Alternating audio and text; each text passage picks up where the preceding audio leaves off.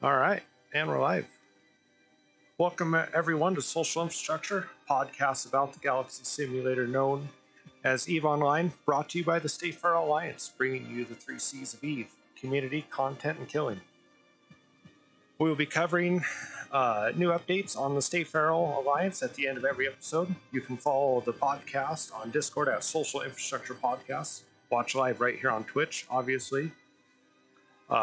Or you can check us out on YouTube now, and hopefully this week you will actually be able to listen to us where podcasts are found.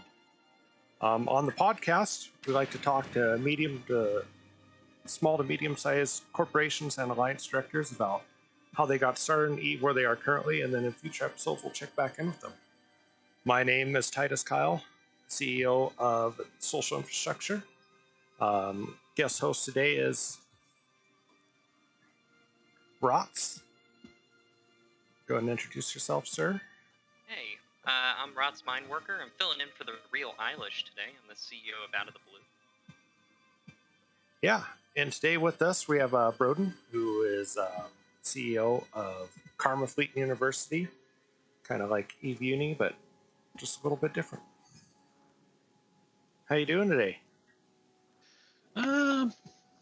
As we talked about, zero prep work, zero preparation, so I'm winging it as best as possible.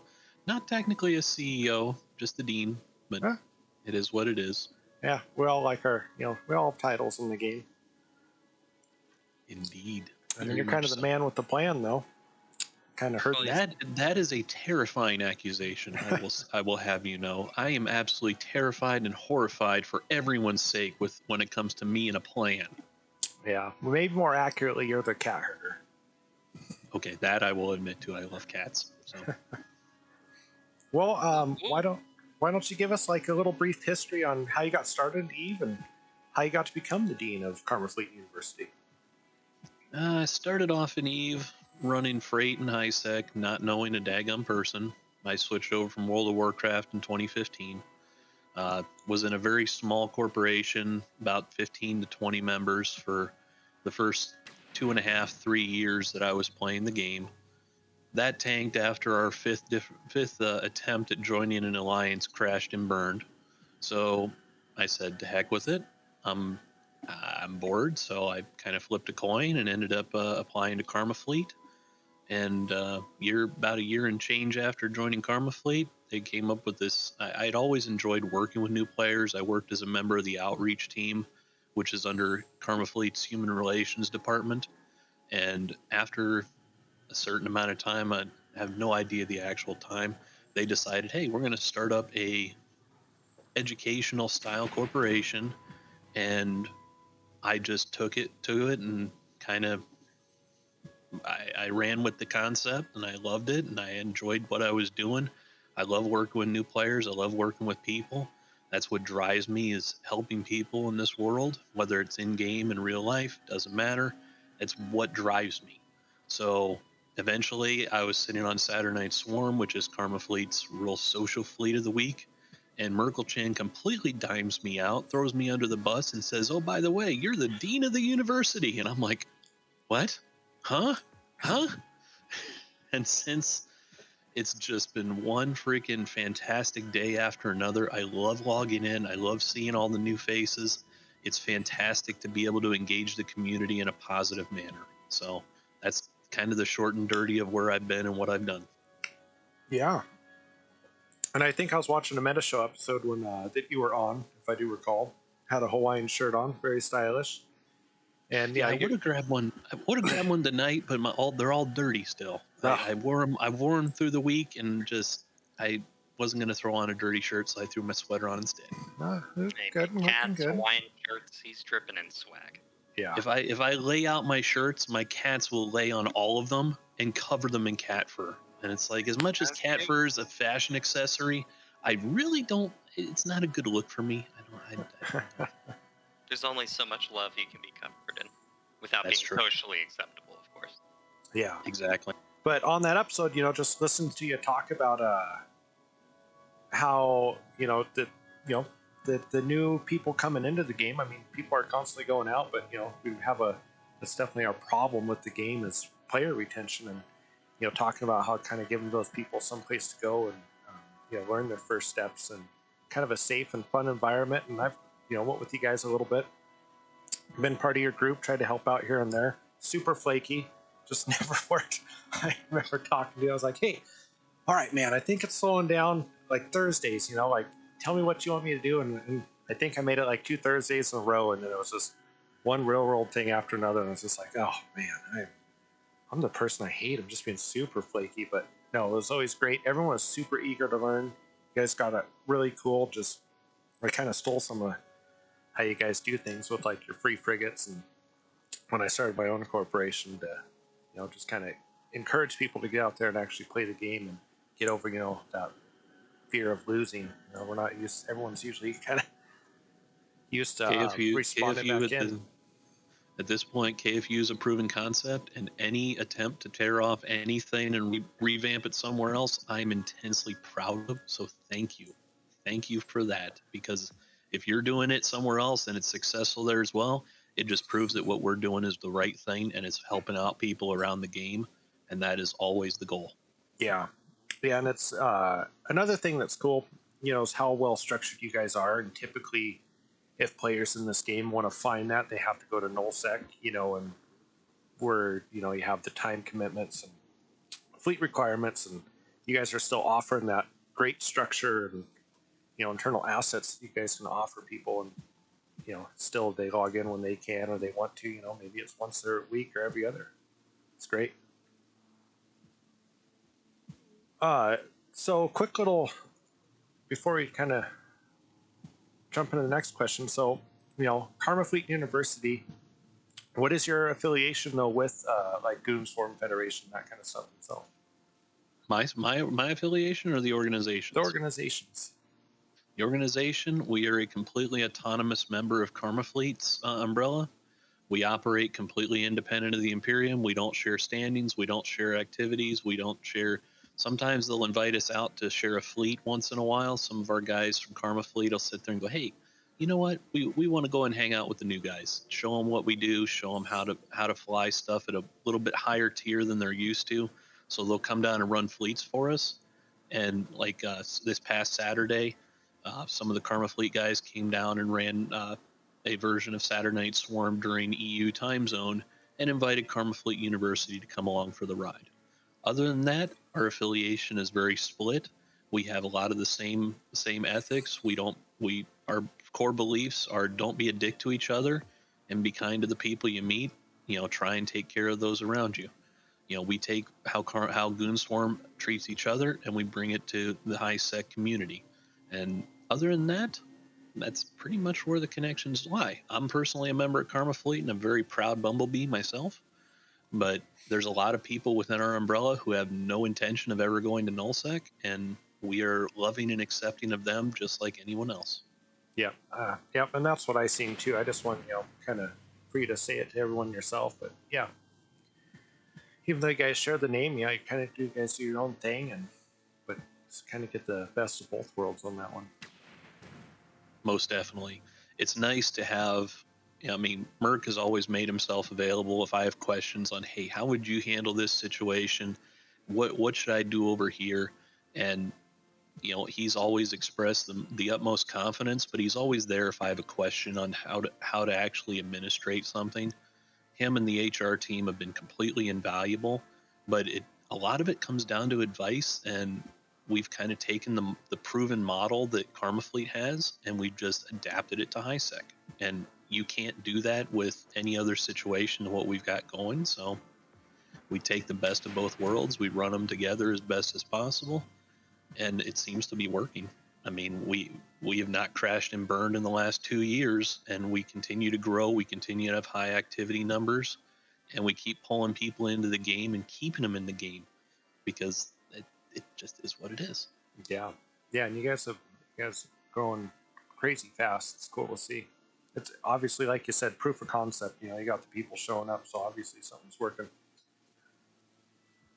Yeah, I find nowadays with the reality isn't people can look at this one way or another. New bro groups or any kind of academy or anything for players in this game, no matter who, people assume it's affiliated or what have you. Like, I looked at Karma Fleet, I'm like, oh, it might be Goons or affiliated, or at least affiliated with Karma Fleet. But Karma University being, again, something that someone can come and learn in the game, I'm a huge advocate for. And there's a lot of people that, probably are feeling the same way. There's a lot of alliances doing that nowadays, which is kind of the reason to have the podcast. There's so many you can say, what are you doing, and what is your model? And some might be better than others. I have one approach. I think you guys are doing phenomenal. Just the growth is awesome, and it's just seeing people retained means something's working, and that's huge. Well, and the thing is, the biggest selling point to joining KFU is we have absolutely zero pressure to go anywhere else. There's plenty of people who join KFU and go to enemy alliances of Goons Forum, and it's like, hey, that's a success story. There's plenty of people who join and go to Karma Fleet. Hey, that's a success story. There's plenty of people who join. You're still playing the game. Yep. You're still a member of our community. You're still out there in space. You're still engaged with the people around you. That is a blazing success story. I don't care where you end up or if you ever leave. It doesn't matter. We just want to see you happy, you successful in the EVE environment. And because of that mantra, that is what has been driving our success and is actually pushing a lot of positivity out into the community as a greater existence. Absolutely. So I suppose on that same vein, what are you guys looking for people wanting to join, or joining corporations? I don't know if that's really a thing you guys do. How do they get a hold of you? How do they get involved? What's your day-to-day content look like for them? Day-to-day content? Pop on our Discord, check out, we have a bot on our coordination channel called Sesh, and we usually have 2 to 3 activities a day, usually a class and a couple fleets. We have a core of FCs, volunteers from all around the game who come down and play with us, and all of our fleets. I will caveat this: we are not tryhards. We go out and we help enormously because we're trying to take every engagement. It's not a go out, kill a bunch of stuff, reship, go out. It's a, hey, we go out, we take a couple of jumps, we talk about, hey, here's how you increase your speed. Is your overview right? Make sure all the ducks are in a row. We don't leave anybody in the dust. It's not how we operate. So our fleets are usually slow paced. They're easy to get onto. They're easy to learn, and they kind of scale up from there. But we do our absolute and utmost to not leave anybody behind. So if you're looking for hardcore, fast-paced action, you may find a good place here. You may not. But if you're new and you're not sure what you're doing and you're trying to learn and you're just doing the best you can in a casual environment, you'll fit right in. And by the time you get to crawl and walk and run, then you're off sprinting at full speed and you're in a different organization, or maybe one of our friendly ones, maybe one of our enemy ones. It doesn't matter. We want to teach you. We want to help you. We want to see you succeed. And as long as you're playing 6 months or a year from now, I consider you a friend and a success story. Absolutely. I mean, what more can you really ask for? I just don't want people showing up going, hey, what's your kill board look like? Because I don't give a shit. Yeah. No fuck. Zero cares given about kill boards. I could care less. My question is, did you have fun? Did you learn something? If those 2 conditions are met, we're solid. Yeah, and I've been in organizations where, there was an emphasis on the kill board. I mean, sometimes it's mean like we really couldn't undock to even try, It gets in the way.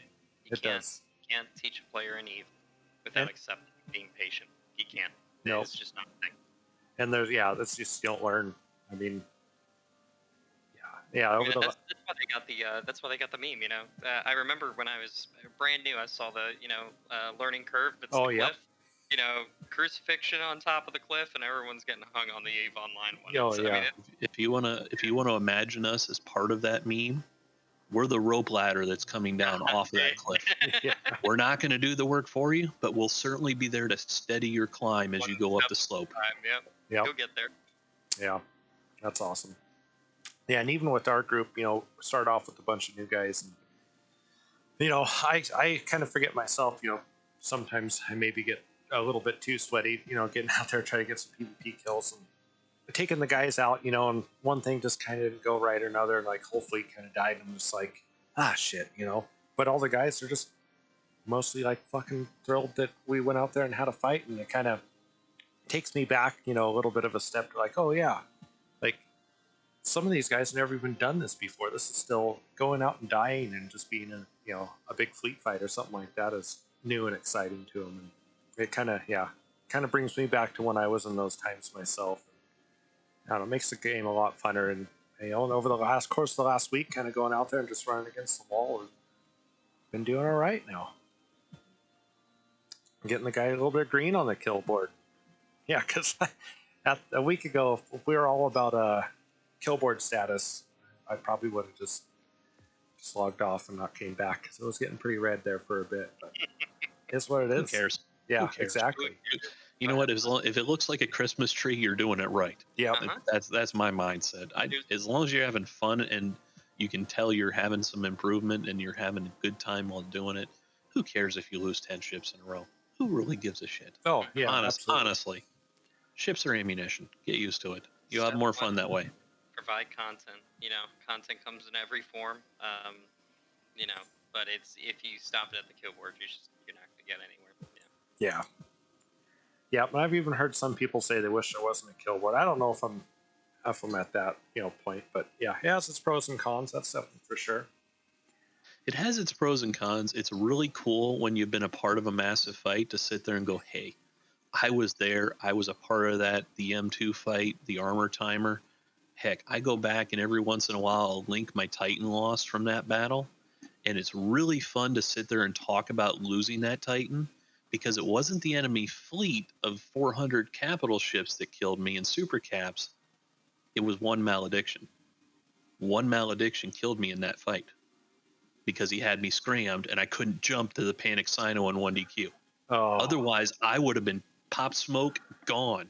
But I died that day because a newish player in a tiny, minuscule little interceptor had me tackled, pinned me down, while the rest of the enemy fleet primaried and killed me. Oh, It's a perfect demonstration of you don't have to be in a massive ship. You don't have to dump thousands of dollars. You don't have to have years worth of skills. If you practice and you put that practice into a major fight, you can be a hell of an impact regardless of what you're flying. It shows all the new players that yes, you can be a part of something big even if you're small. And it creates a massive amount of optimism as far as a new player goes. Yeah, absolutely. That's kind of all. I make sure every fleet I take out, there's always a lot of these higher end fleets and stuff. They have these minimum scale requirements and what you can fly. But I mean, if all you can fly is a slasher, I'll take you every time as opposed to not. And like you said, just for those little situations like that, can't shoot him if he warps off. We take our free frigates, which anyone with a day 2 in the game can sit in them. Day 1, if you're really paying attention, you get, because I always assume that day 1 you're going to forget how to set up your skill queue. So day 2 is where I kind of set my standard. But day 2 in the game, you can fit into our free frigates program, and we take them on every single fleet we fly.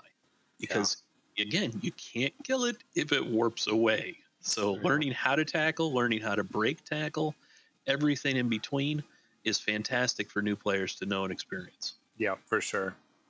And just even, that giving them that free frigate will give them a better understanding of how a ship should be fit and flown. Because I've seen a lot of, I was no better myself. I fitted my first thing I had to do was get in Hyperion and run around high sec. And thankfully, the person I decided to have a duel with didn't kill me and kind of showed me at the end of it. But yeah, it's. I have several embarrassing losses on my kill board from when I was new. I'm not gonna lie. Like I said, I don't care about kill boards, but they're a fun novelty to look at and sit there and go, you know what? I started it here, and now I'm still there, but I'm trying a little harder. It's just. Yeah. Having the base skill requirements for a large Tech 2 armor repper does not mean you should fly a triple rep Hyperion. I figured that out. So that. What's your future plans? Where are you guys trying to go? Just continue on, or continuing on? honestly, with the new player experience getting revamped, CCP's done a fantastic job of really focusing on some of the new player issues in the game. And at the end of the day, we want to see more players coming to EVE Online. We want to see more retention in EVE Online. And you know what? If we don't grow by a single person and it's just the same flow in, flow out, as long as those people are staying in the game and the concurrent player count continues to go back up as it has since the end of the war, then I'm perfectly happy. I'm happy seeing people happy, because if they're learning, if they're growing, if they're staying in the game, the concurrent player count's going up. It means we're succeeding somewhere, and that success is what I'm going for, not a specific goal or, oh well, we want to be a super. No, screw that, screw that. We want to be a positive influence, and that can't be measured with numbers. Yeah, absolutely.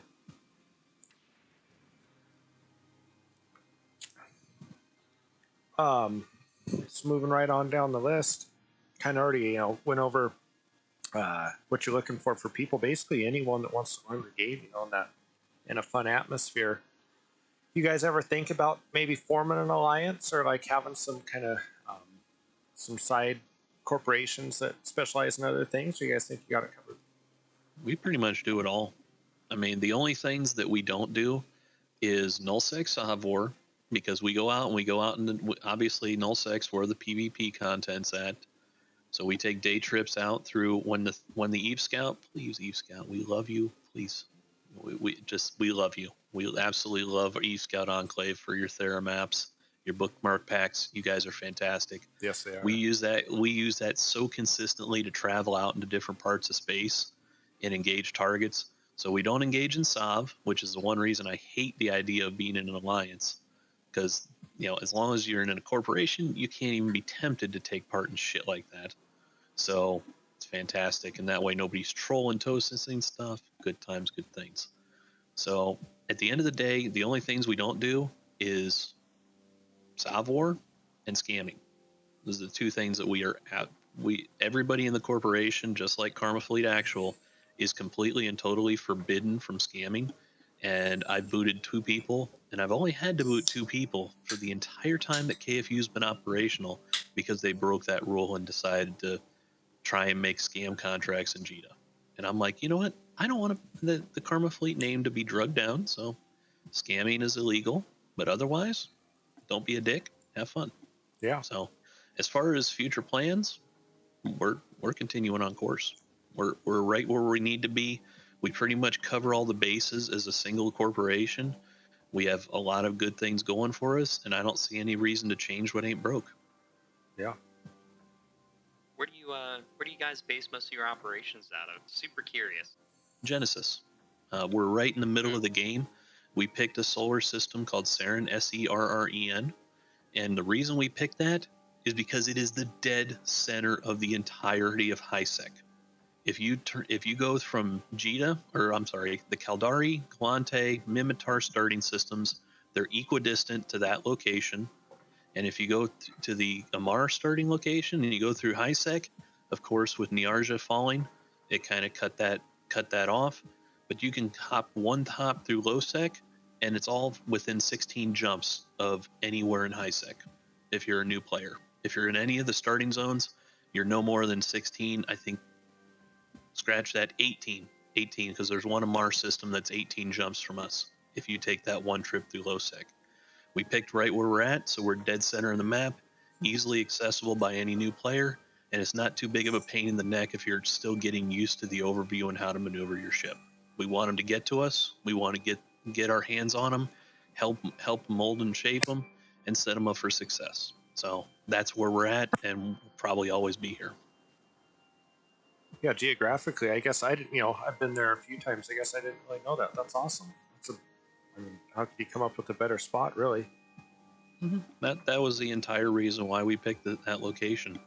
It was a system that I was familiar with, and there's a lot of belts, there's a lot of everything, and we sat there and we looked at the map, and it's like, starting zones here, 15 jumps. Starting zone here, 14 jumps. Starting zone here, 18 jumps. And it's like, this makes fucking sense. If you're going to be friendly towards new players, then you need to be accessible to new players, not off in the fucking weeds. Sorry, I'm Army. Oh, It happens. I'm the worst. I curse like a sailor. I have the no reason reason I for it. I ask, do it anyway. the reason I ask is, that's always whenever I've seen some of the newer player groups, they center around Jita, and it doesn't. I remember when I first started, the breadth of being able to do all of high sec and be able to absorb the different regions, because that's kind of the appeal of Eve, is how big it is, and I feel like people just focus on Jita and they're like, this is where we're at, this is where we're going. I hate And Jita. I'm a huge fan of not going to Jita when I can. I mean, there's the merits to it. I'll do roaming with my group out of there, but it's plopped where you're at. It's great. This is a question I gotta ask, because this is I remember when I was a new player, and I remember the first ship I ever wanted to be in was a Hyperion. So, what is the favorite ship you think you see the most that new players are like, I want to get into that? Because you got to think about, there's always that one that's like, whoa, this is a cool ship. I mean, what is the most common? The one that we actually get them into and sell them on, or just because everybody has a favorite ship when they look. A little bit of both. It's so variable. A lot of people look, and I try and, I tell people reach for the stars, but you're still walking in the dirt. So, figure it out. Figure out with the smaller ships. The aiming point that I try and point people towards is either the Caracal or something like if they're like logistics and they like flying stuff, the Scythe. The reason for that is it provides enough balance that you've got enough firepower that even a new player and a bunch of new players together can make a significant impact on a fight. You're not, we fly destroyers often, but those are a little bit more, they're detail oriented. If you screw up, you're all dead. Yep. Caracals, you can mess up a couple of times and you've got tank to absorb it. They're very forgiving, they're very potent. So we fly a lot of Caracals, and in that, we push people into gunnery skills. This is going to sound a little strange until I explain it. We push people towards gunnery, and then we push them towards the Caracal. And it sounds like you're splitting tracks, but you're really not. The reason is turrets make up 4 of the 6 weapon systems in the game. So turret skills are fantastic. Family texting. Again, I didn't plan for anything. So if you hear little Irish limericks in the background, don't mind that. But the Caracal is a nice endpoint, and it feeds into the Jackdaw, the Kestrel. Light missiles are fantastic. Their applications are wide and varied. And then gunnery skills, when you talk into people who want to get into logistics, anything like that, or just general player environment stuff, you try and give people a little bit of taste of everything. So while you're teaching them to use turrets, you're also pushing them into drones. You give them a little flavor on each one. Then you push them into a missile boat, see how they like. And what that does is it gives them the choice of, hey, what do I enjoy flying? And we really push that concept that find something you enjoy and then find somebody who flies it. Because at the end of the day, if you hate the way that projectile turrets sound, and you hate the fact that, oh, I'm going to be stuck in a Munin forever because that's the meta, then fly something like a Cerberus or a Caracal, and you can sit there and listen to the whoosh as the missile flies off and blows the hell out of somebody. Just go have fun. Find something you like, because this game is so big, it's so varied, there's so much content, and most of it doesn't get the surface scratched on it by new players because they don't know it's there. So at the end of the day, we fly Caracals very often, we fly destroyers very often, but at the end, and we fly frigates, of course, through our free frigates program. But when you boil it down to what are we actually teaching people to do, the answer is everything. Because we don't care, we want them to find something they like. Yeah, I know that. Yeah, our first doctrine, really the only one we're pushing people into right now, is Caracal. It's just a pie is good. It has long range. I mean, you can make them super cheap. And then and I came up with the one great thing that I think they added pretty recently was how you could have the skill plans and like kind of lay out one yourself and have an easy link. I think that's been a huge change. That I know if that was a thing, it would have saved me a lot of time in the game off the get go. What direction to go with, but Yeah, so yep, we use caracals. I agree with you 100%. We also go ospreys, which is a little more difficult though with cap chain, but no, the scythe is a That's great one. that's why we use scythes. We Yeah, want people to exactly. get It's used to easy. the basic concept of, okay, here's how you anchor, and then once they get that concept down, if they like flying scythes, we introduce them to the concept of a logi anchor. We touch on that even with our how to fleet class, which is our basic. We're going to send you out with 5 other people. Here, take this class first. They get the concept of then the idea in their head of, hey, there's a logi anchor somewhere in the process, and that's a completely different anchoring point. So with a scythe, you can kind of push them into logi slowly and where they're effective and they feel like they're effective and they feel like they're contributing. So it's a more positive flow. And then eventually, somewhere down the road, you can touch on cap chaining because heaven knows if you screw up a cap chain, you're dead. Oh, yep. So scythes are a lot more forgiving. They're a lot easier to learn on. It's kind of like you don't give someone a Maserati as their first car. You give them a Ford Focus.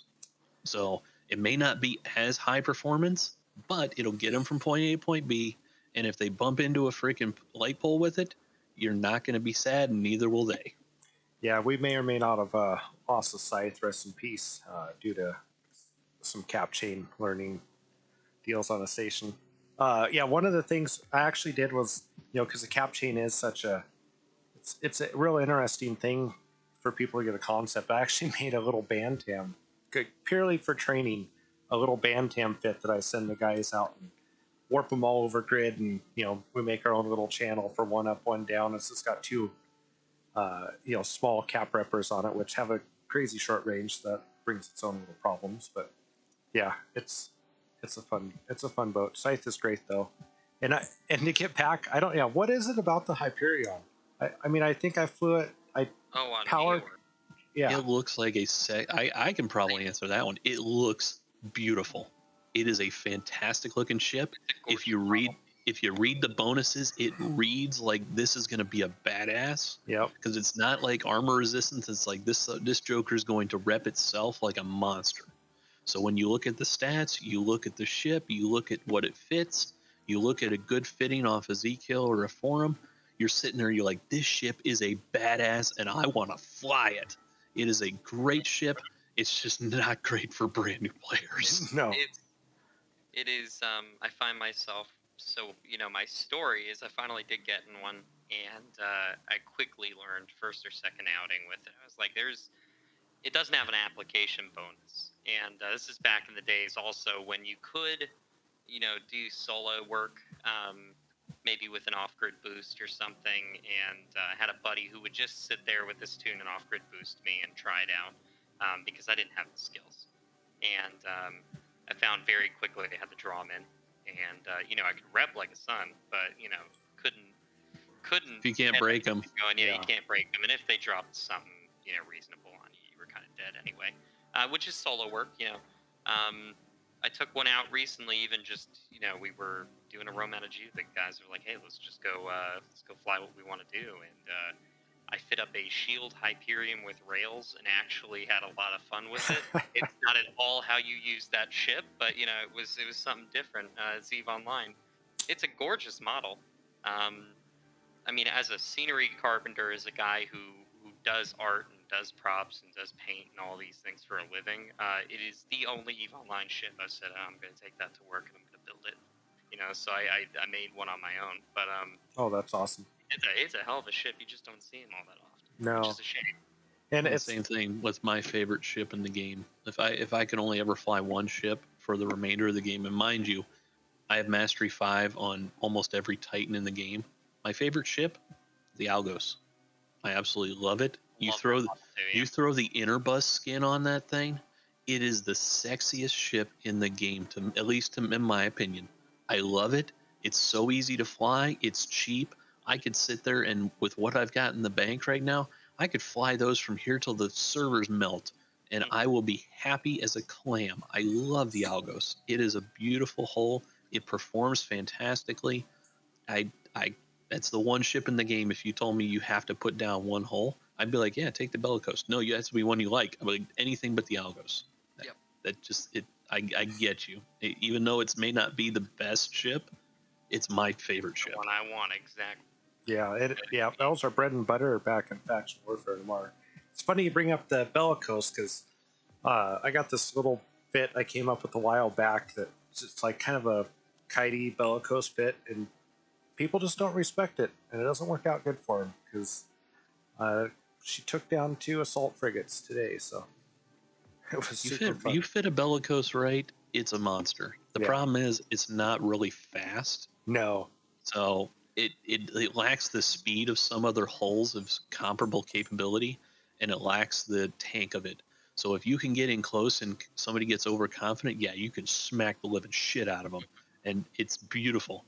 But the bellicose, it's a ship in EVE Online. That's about all you can usually say for it from day to day. Yeah. I know a guy. He's out in. Usually, you find him in Vale, Karen.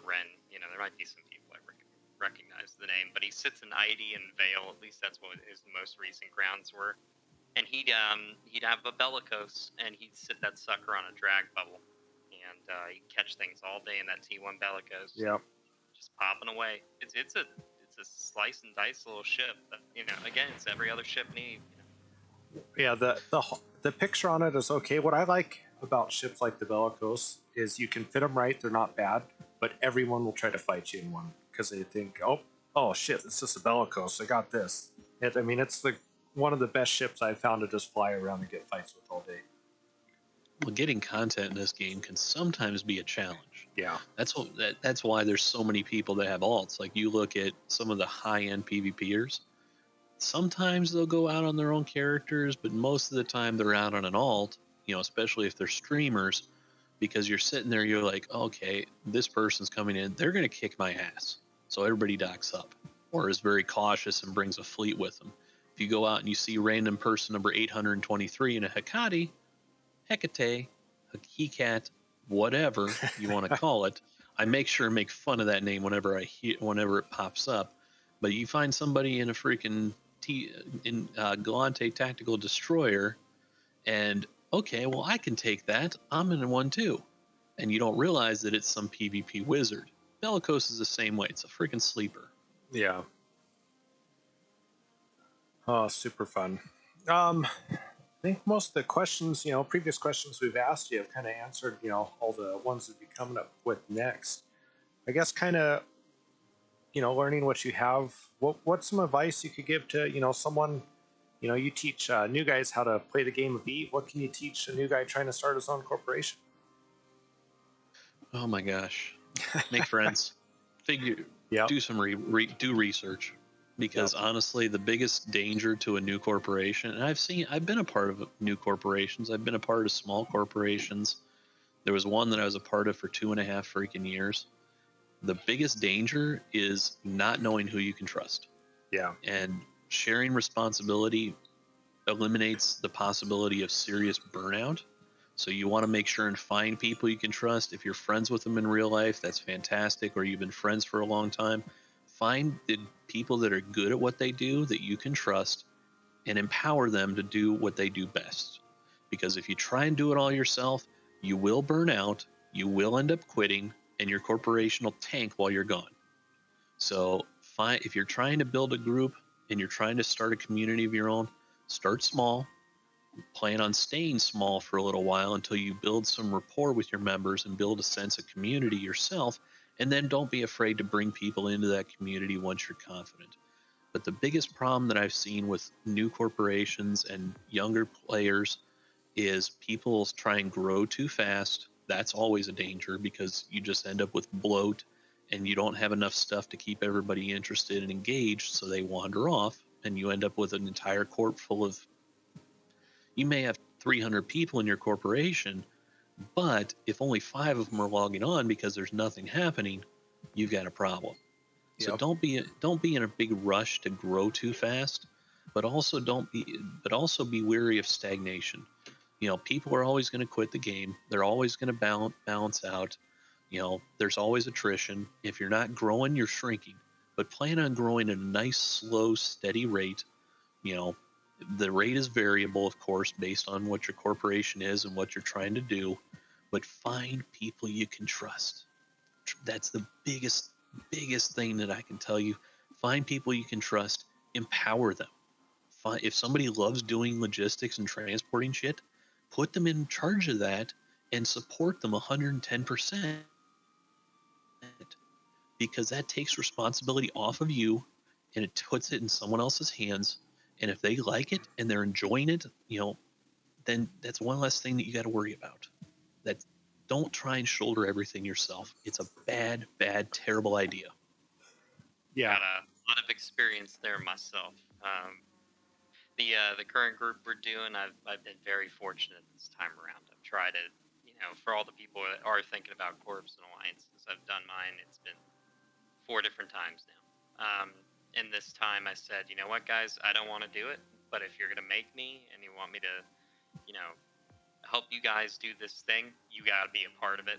And there's some of the most, trustworthy players in my experience that have the same goals for the most part. And I've known them 13, 14 years. I've gone to weddings, all that jazz. Um, and that is huge. And you don't need to know someone for a length of time as much as you know them and you trust them. When you can trust someone and you do a thing, yeah, it's huge.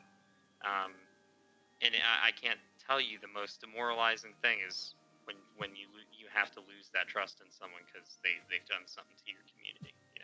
It's like you put up the Jenga tower and someone knocked it over. So it's not the funnest. I hear you. Yeah, absolutely.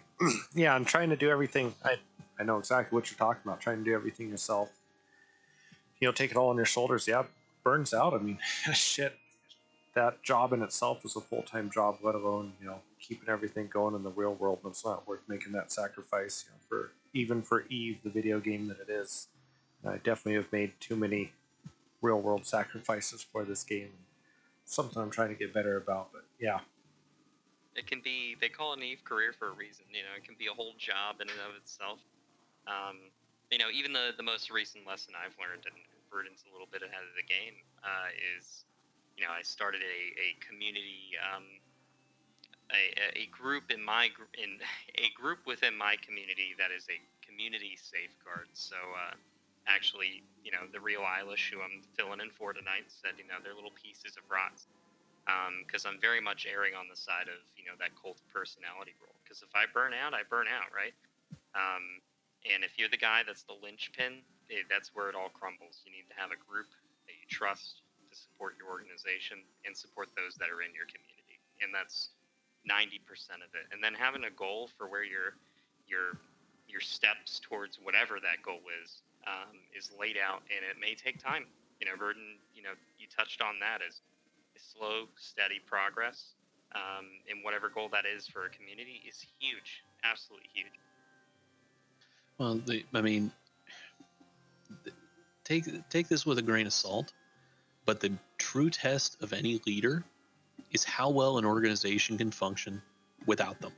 yeah, 100%. The reason I say that is the military, and every military in the world trains this way. What happens when the LT gets shot? What happens when platoon sergeant gets shot? Or whatever the hell happens. Convoy gets delayed. The mission continues. It doesn't matter. Find the right people, teach them, train them, empower them, make it so that they're comfortable in that position, so that when and if, more specifically, when you burn out or need a break or something in real life happens, you can take a step back. I mean, my real life was a train wreck for about the last few months. I stepped back. A couple of my friggin' directors stepped in, ran stuff like champs, and the organization continues to function. I could not have been prouder. That's just it. It is what it is. You have to make sure that the organization, and you always look out for the individual, but again, you can't take care of the individual if you don't have an organization to do it with. So taking care of the organization's health comes ahead of, well, I want to do this. No. If I want to do something, I want to do it with someone else so that they know how to do it if I need to step away. So the true test of any leader in any organization anywhere in the world in all of humanity, if you pull them out for 6 months, will the organization exist when they get back? That's the key. Yeah, I agree 100% with that. Yep. And then, yeah, another thing, to kind of take another step back from something you said earlier is like, yeah, people you can trust. I mean, it started, State Federal Alliance with, a very good real world friend. And if it would have been me on my own trying to do this again, yeah, I would have already probably been done by now. But yeah, 100%. I mean, you try to get to that point where you can take a step back and, come back to that community. It's freaking nice because when, and I'll toot my own horn here, we've gotten to the point in KFU where I can step back and I can be a line member. I take an entire weeks off when I don't do anything but sit down in comms and just shoot the shit. I don't do any real work. And if somebody, says, "Hey, I can't make it to teach my class tomorrow. What do I do?" It's like, "Hey, I'll cover for you." Too easy. I leave myself unencumbered so that I can patch in and make sure that things run smoothly. But if I absolutely had to, I could walk the hell away and KFU would continue to function appropriately. And that's the goal. That if you are setting yourself up for success in the long run and you're trying to be small group leadership, large group leadership, video game leadership, look for people that can replace you and trust them and empower them and teach them everything you know. Because if you have to walk away, your pride and joy group that you've built, whether it's a guild, clan, corporation, alliance, coalition, if you can't walk away for a couple of weeks without everything collapsing, then you're not doing it right. Yep, I agree. It's So, well put. yeah. So with that being said, I'm going to take a week off, guys. So we'll see how you take care of yourselves. Eilish has got it, clearly. Yeah. No, that's good stuff. Now, it was right now, Eilish is actually part of my community group.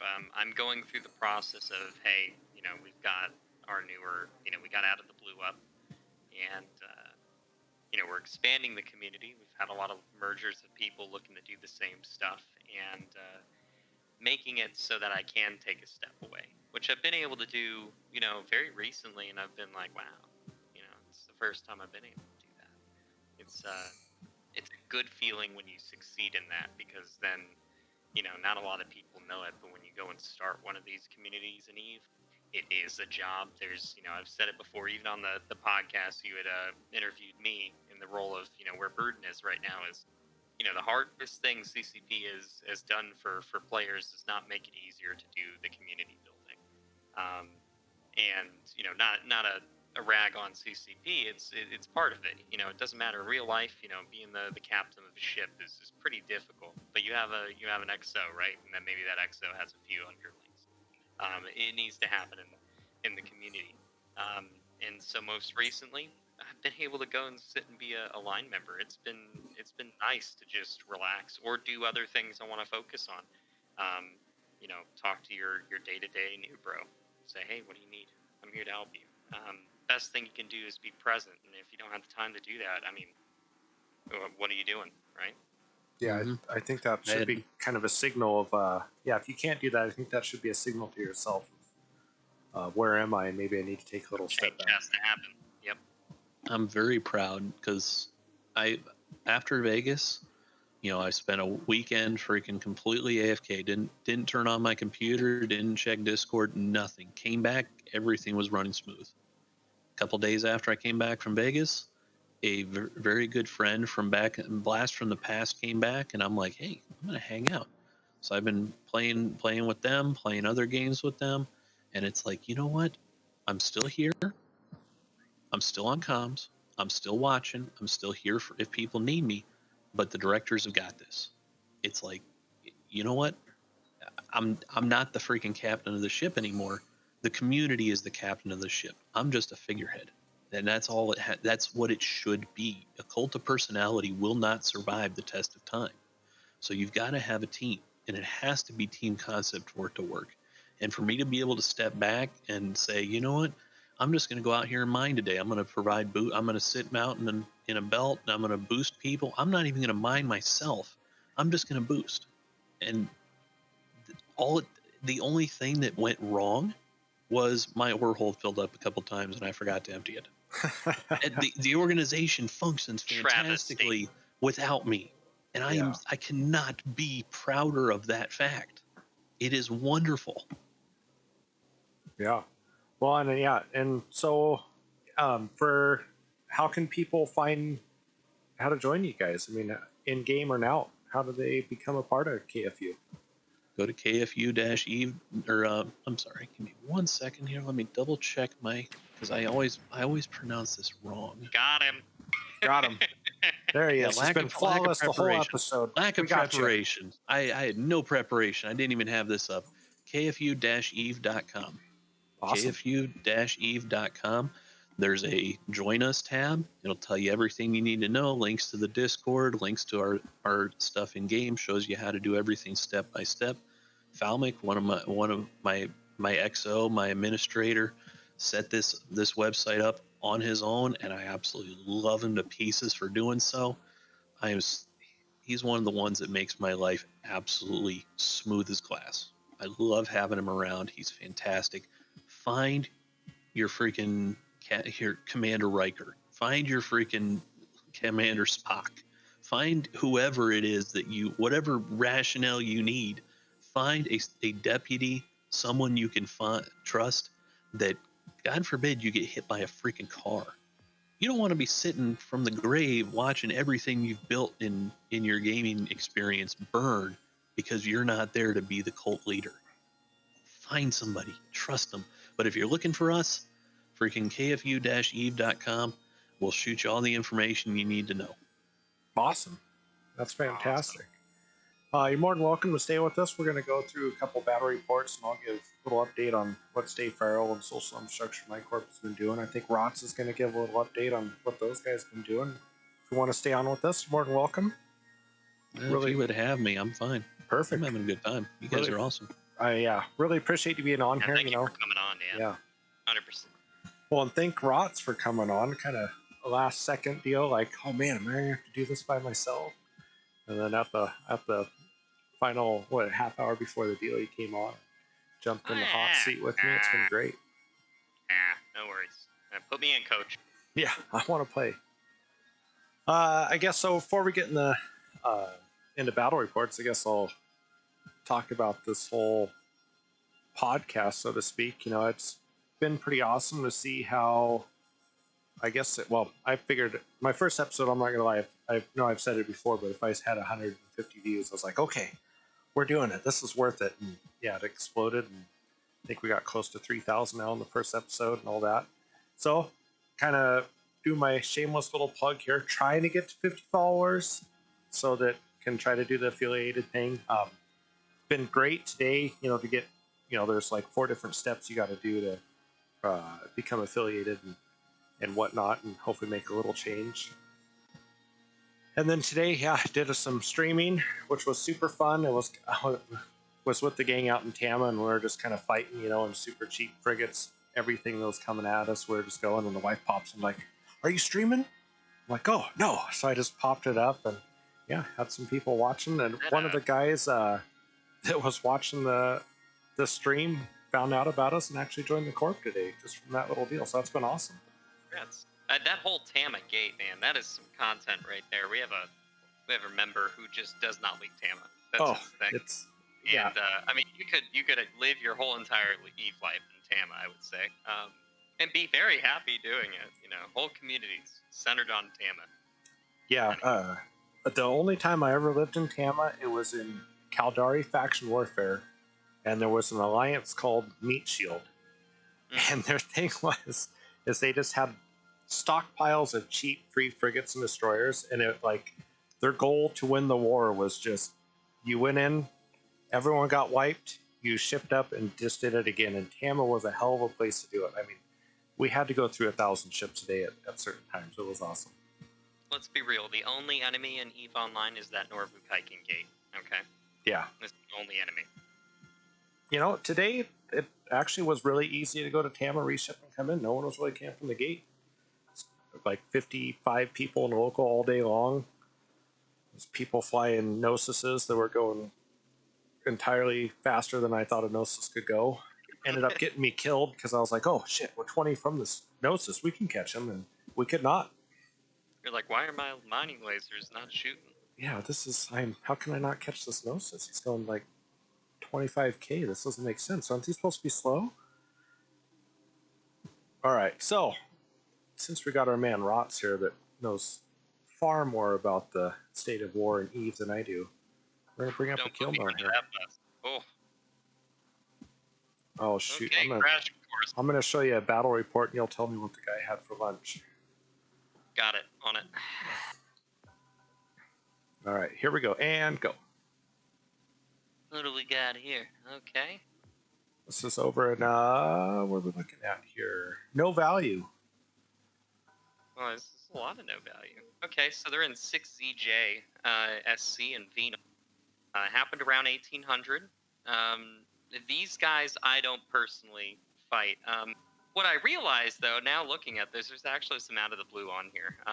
This is very cool. This is what I'm talking about. They surprise me every day. So this is well within the EU and the Russian time zone. Looks like, and actually I have a little bit of backstory now. I'm looking further. So Boss Alliance, we're friendly with Dark Side, we know. The My Little Pony Industries that have joined my alliance recently are run by a guy. He goes by NY. We know him as Nink. He would kill me for saying that. He's phenomenal FC. It looks like a lot of these groups, Dark Side bosses in here, Nem who runs them, they're a fantastic community. Mostly out of Venal. It looks like this tower has turned into a content beacon. I venture to say No Value, who's pretty involved with Winter Coalition, probably shooting this tower. And those legions took one to the knee for sure. Wouldn't say it's a blob, but it's definitely about, it's a blob. It was a good, hey, they're shooting my tower, let's drop on them. Looks like they got some good content out of that. Yeah, definitely some missed cost on that one. It looks like Boss had sacks, which are historically, I'm always a person who loves I think everyone likes the idea of a sack fleet on paper up until about the part where they don't really project a lot of DPS, but they're a really good tank that E-War capability on them is great. And then you got Dark Side, who that's a tough group to fight anyway. I've always had issues, and they're also in legions. And then My Little Pony, the guys from Out of the Blue, look to be working with Dark Side. They used to be there. Drop some Balgorns in and whatnot. I think those Balgorns probably did some tough work with webs and everything for sure. You think with the heavy missiles, you think it's just an application problem, or they're just not actually doing enough DPS? You see, now, there was someone in the stream who actually said, missiles are in. With some of the changes they've done, you put 4 target painters on something, which is pretty easy to achieve. You don't need a bonus ship to do it. You're applying just fine. You're doing great. What I think is notable here is there's some scorpions and there's clearly some jams going on. I bet the sacks have some jams or tracking disruptors, some kind of E-War application. Not even including the fact that we've got numbers here that are, they're throwing DPS down their throats pretty easy. Yeah. Yeah, moving right along. See, look at that. Look at all that information over there. So this one's got Brave collected, first test, Banderlogs, Pandemic. This is up in Pure Blind. This is up in your old guy's old stomping ground. Yeah, this is, okay. I saw this one too. Looks like Brave, and I'm venturing to say that this is a Brave fort. They were probably trying to anchor or drop it. Yeah. I can't say anything to that. You would have seen some big timers over a Brave fort other than this one. I'm tempted to see if there's other battle reports, but I mean, what we can see from this one is there's some caps dropped. Actually, now that I'm thinking about that, they probably wouldn't have dropped all this on a fort that wasn't already operable that they could tether to and sit. Man, they took one there. It's seeing Brave move over to Pure Blind. I'll be the first to say that was great. It was good to have. Brave stretching out and doing their thing is huge. They almost lost an entire Munin fleet here. Test Pandemic Order. Yeah. I mean, Brave has been doing mighty fine. They've got some serves, they got the Munins, but all those caps from the test pandemic horde side. I mean, they clearly came there. They were looking for caps. Yeah, that looks like a meat grinder. Also, Banderlogs getting involved is definitely, I think, Brave, to some extent, is encroaching on Banderlog's world. It's interesting to see Banderlogs working with PL and or Pandemic Horde and Test Alliance, but beggars can't be choosers. Looks like they got some cap kills off of Brave. Nothing new from the Brave side, sadly. Everyone's ganging up on them.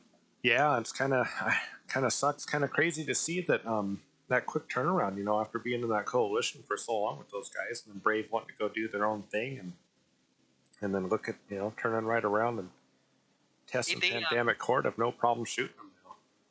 Yeah, a lot of these groups. I mean, this is an overarching thing. What I thought after the big war. Goons 1, I thought and hoped a lot of these blocks would kind of shake up. I know there's been, a pretty good reset on that end, so everything's kind of game. Doesn't look like there's a nit maybe involved for the most part. Knowing that Brave has gone to Pureblind, they're stretching out and looking to do the independent thing. There's one thing you can say from this battle report, and a lot of people are just like, oh, Brave lost some caps. To me, that's nothing new. But what you do see is a Brave that, 2 months ago, when I was deployed in the FDZ, I was fighting 40-man fleets. Now you see 189 Brave.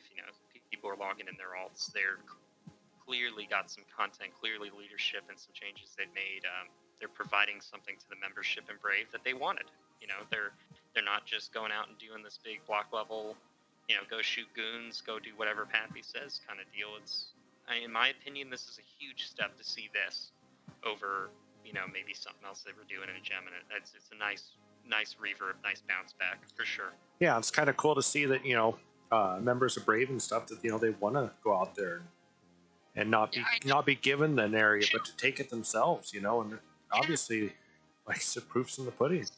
I mean, my alliance. I mean, during the big war, we got bored. I mean, we were part of Volta and Volta U.S. time zone. I mean, that I wouldn't say it's a joke, but Volta U.S. time zone. Volta's an EU alliance, and we said, hey, we're kind of bored. We keep hitting the frat wall. We want to go do something else, but we didn't want to rope Volta in with our crazy, batshit ideas. So we went and attacked Fountain.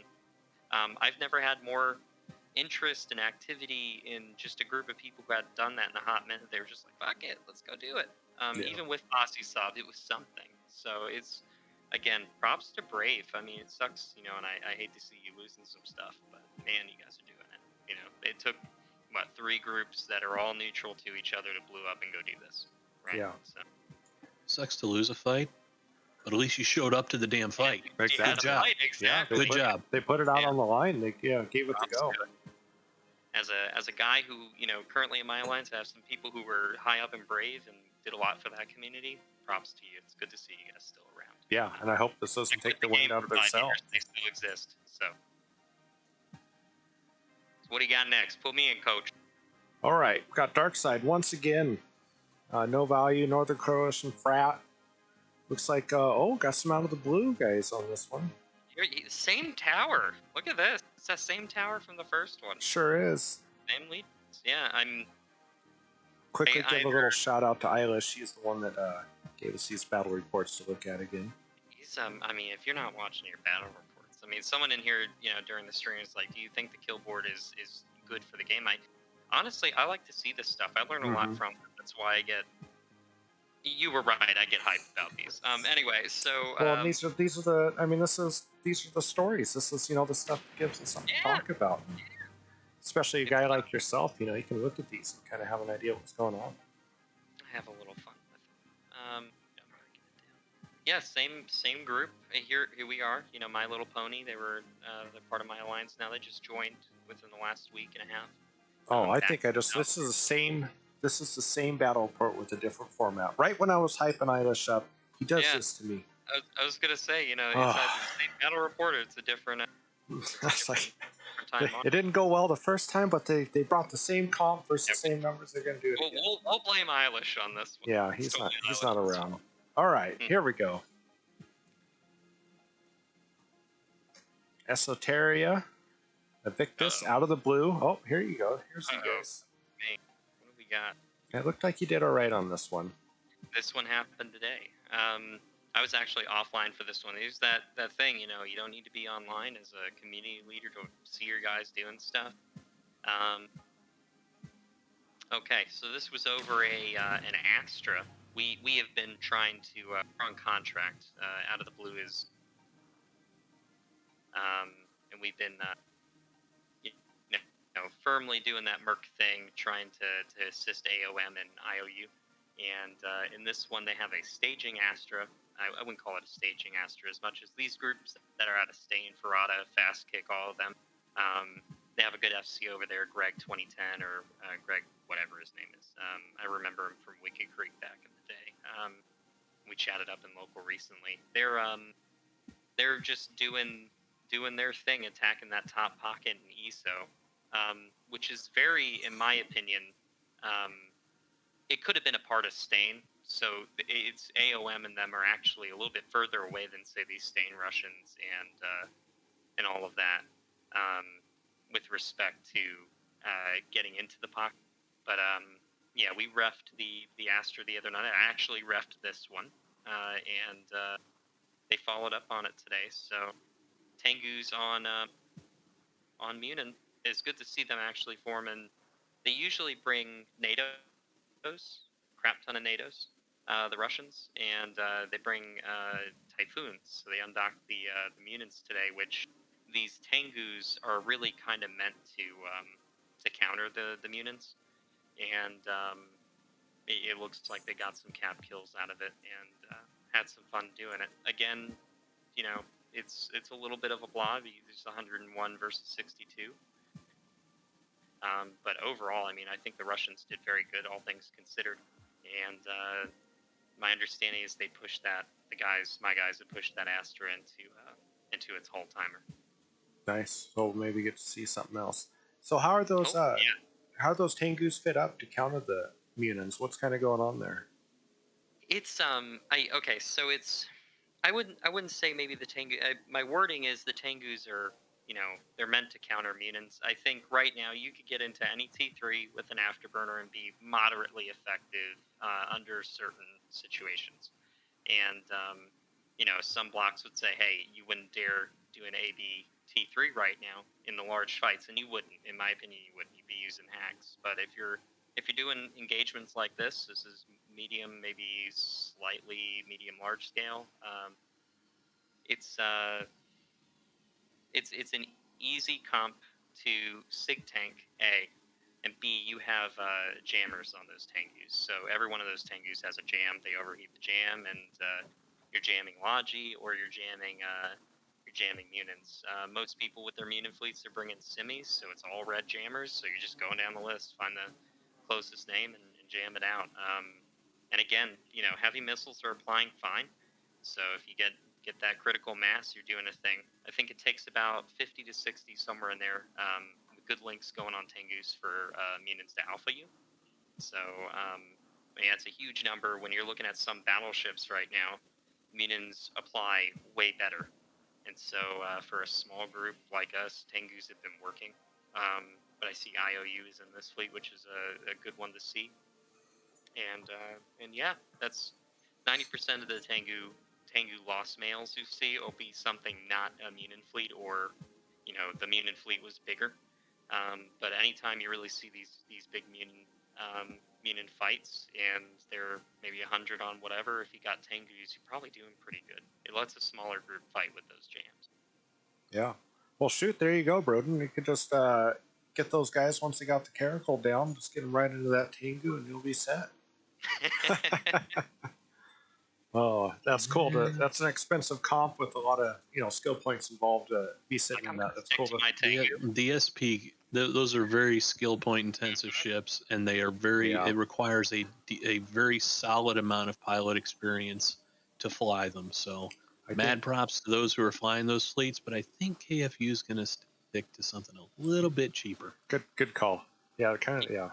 You can fly what, probably almost 10, 15 caracals for that price. Yeah. Yeah, It's kind of. we could throw caracals into a wood chipper for what a Tengu fleet would cost. So Yeah, no kidding. I think we'll stick with the caracals for the time being. Thank you, though. I appreciate the thought and concern. Well, that's pretty much all we got on that front. Let's see if I can get this whole internet thing off here. Cole says, caracals slide right into drakes if you want a bigger dick. It's like, yeah, I could go with drake. There's not enough drakes in the entire Eve. Yeah, I think we got a ham drake fit that hopefully at some point we'll have to throw around a little bit. We'll see how that one goes. I know it'll be me throwing those ones in the wood chipper, but I'm willing to do it. I'll leave you to it. Yeah. It's just we'll fit ABs on there and we'll fly it just like a Tengu. What could go wrong? Doesn't matter. You're in a drake. Life's good. You're in a drake. Yeah. So yeah, I guess that's pretty much all we got with that. Kind of wrapping down. Kind of go over a little bit of recap with the Alliance. So we were over in, oh man, Amar Bosek. I can't even. Kaladin, something like that. I think it's Kaladin. Anywhere, somewhere over in there. We were having a lot of fun. We kind of had a quiet area. It was that constellation right next to the asset safety for Delve and that stuff. Ermelin, I believe, was the system for that. So, kind of had a decent market there. Really don't have to worry too much with our shipping network. We got big enough assets to get stuff in and out. But the kind of PvP we were getting there was, we'd just get dropped on all the time. We'd have guys out bell ratting. What was their Darwinism would like to bring in a Proteus. Like basically just perma scram and point you, Nucci out, hellacious reps, the typical T1 cruiser, battle cruiser couldn't really do much against. Throw up a covert op Sino, bring in a Panther, and just flap you. It's like, okay. So we're going to need a few more guys for this, so finally got enough people online, and as we're growing, we just don't have, can't throw the numbers at it. So I'm like, okay, finally. So, we know their game. They're going to do it on an undock. Perfect. I'm going to go out, bait them. Going to have just a tanky stabber with the scram. We'll wait for him to jump that Panther in. We'll undock with our guys. Had a guy in a Drake. Had a couple Ospreys. Perfect. We can handle a Panther. No problem. This will be a great kill now. So start rolling with the plan. Everything goes planned. Yep. Sure enough, there's the Proteus. There's the Sino. Sino's up.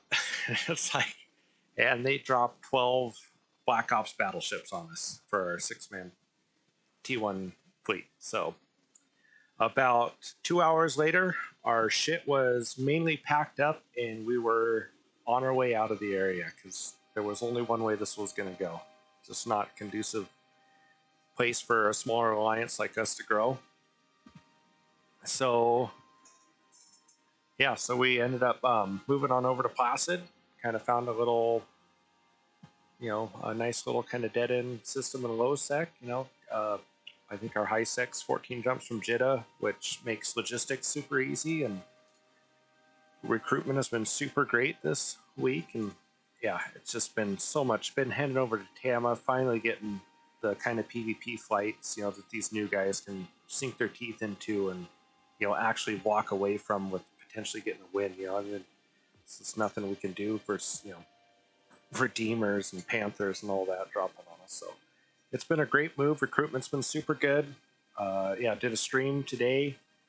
Picked up a guy that was watching the stream, and yeah, it's been super awesome. I'm excited for our new area. I think it's going to be good. Lost a couple wormhole corporations in the Alliance. Kind of decided to go their own way. They joined some other wormhole groups and whatnot. I think we're focusing a little more right now for corporation recruitment, kind of based more on PvP corporations. We're doing pretty good, on our PvE and mining stuff. It's kind of the direction we're going in, and it's been really good. It was a good change. Pain in the ass always to move, but we got it done super quick, actually, for a bunch of new guys. And everyone made the move. We didn't lose any players. So, yeah. How about you guys, Rots? We're all over the place. There's a lot going on. Just we're in a transitional period.